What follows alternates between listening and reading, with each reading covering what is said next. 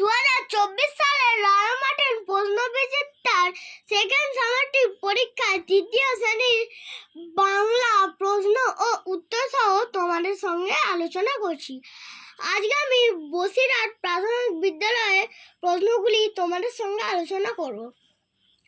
একের দাগ, নিচের প্রশ্নগুলি একটি বাক্যে উত্তর দাও। ক, নৌকাযাত্রা কবিতাটি কার লেখা? রবীন্দ্রনাথ ঠাকুর। লিপি কোথায় কোথায় লুকিয়ে গাছ বসায়? লিপি কারোর বাড়ির উঠোনে, রাস্তার ধারে, পুকুরের পাশে লুকিয়ে লুকিয়ে গাছ বসায়। মাঠের চেয়ে বড় কে? আকাশ। কুজন কি? পাখির ডাক। হিংসুটির বয়স কত? 7 বছর। দুয়ের দাগ, ঠিক উত্তরটির নিচে দাগ দাও। ক, 7 সমুদ্র 13 নদীর পাড়ে তেমান্তরের মাঠ, তীরপুণ্যের ঘাট। নতুন রাজার দেশ আছে, নতুন রাজার দেশ আছে। একবার একদল লোক জঙ্গলে বন্দরে গিয়েছিল, জঙ্গলে গিয়েছিল। আরাম কবিতাটিকে ভোরের বেলার, রাত্রিবেলার কথা বলা হয়েছে, ভোরের বেলার কথা বলা হয়েছে। পরীর দল খোলা আকাশের নিচে, গাছের ডালে ডালে, গাছের কোটরে কোটরে থাকে, গাছের ডালে ডালে থাকে।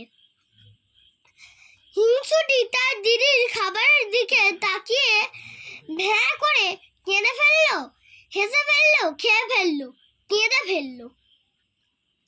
তিনের দাগ, শূন্যস্থান পূরণ করো। একসঙ্গে থাকলে শক্তি বাড়ে, সেখানে লতা পাতা সব গলাগলি করে আসে। গ, একসময়ে পৃথিবীতে গাছেরাও চলাফেরা করত। 4 দাগ, এলোমেলো বর্ণগুলিকে সাজিয়ে শব্দ তৈরি করো। ক, কয়েক দাগ সাজিয়ে লিখলে হবে দুপুর বেলা। খ, কয়েক দাগ সাজিয়ে লিখলে হবে শাখা পোশাকা। গ, কয়েক দাগ সাজিয়ে লিখলে হবে ঝড় ঝাপটা। ঘ, কয়েক দাগ সাজিয়ে লিখলে হবে জিনিসপত্র। তারপরে 5 দাগ অর্থ লেখো।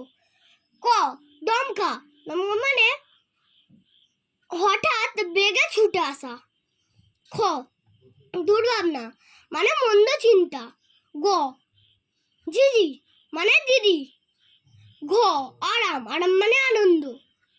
উঙ্গা, হিংসুটে মানে যে সবার উপর হিংসা করে। 4 দাগ, ডান্ডা মানে লাঠি। তারপর 6 দাগ বিপরীত শব্দ লেখো। ক, ভিজে, ভিজের বিপরীত শব্দ শূন্য। খ, দিন, দিনের বিপরীত শব্দ রাত। গ, গয়ের বিপরীত শব্দ দূরের বিপরীত শব্দ কাছে। ঘ, ছোটর বিপরীত শব্দ বড়। তো তোমরা এগুলো ভালো করে প্র্যাকটিস করো, পরীক্ষায় অনেক কমন পাবে। তো এখানে ভিডিওটা শেষ করছি। টাটা।